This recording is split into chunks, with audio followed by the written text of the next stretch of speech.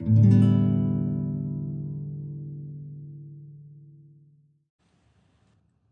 Dear for the Whistle by Benjamin Franklin.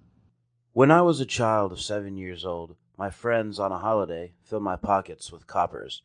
I went directly to a shop where they sold toys for children, and being charmed with the sound of a whistle that I met by the way in the hands of another boy, I voluntarily offered and gave all my money for one.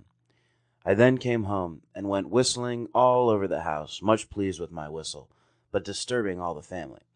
My brothers and sisters and cousins, understanding the bargain I had made, told me I had given 4 times as much for it as it was worth, put me in my mind of what good things I might have bought with the rest of the money, and laughed at me so much for my folly that I cried with vexation, and the reflection gave me more chagrin than the whistle gave me pleasure.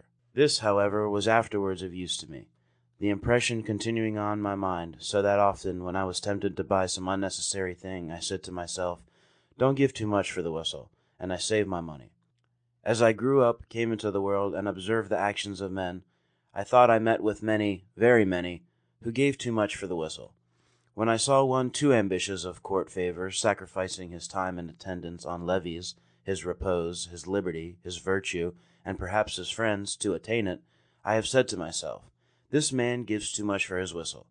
When I saw another fond of popularity, constantly employing himself in political bustles, neglecting his own affairs and ruining them by that neglect, "He pays indeed," said I, "too dear for his whistle." If I knew a miser who gave up every kind of comfortable living, all the pleasure of doing good to others, all the esteem of his fellow citizens, and the joys of benevolent friendship for the sake of accumulating wealth, "Poor man," said I, "you pay too dear for your whistle."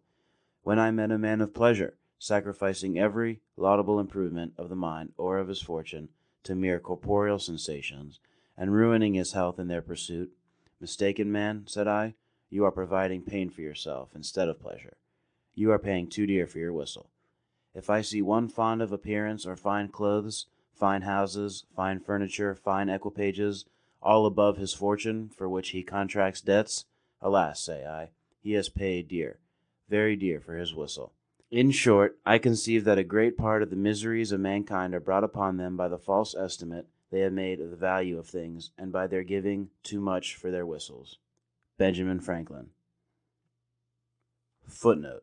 This extract was taken from a letter which Franklin wrote from Passy in 1779 to Madame Brionne.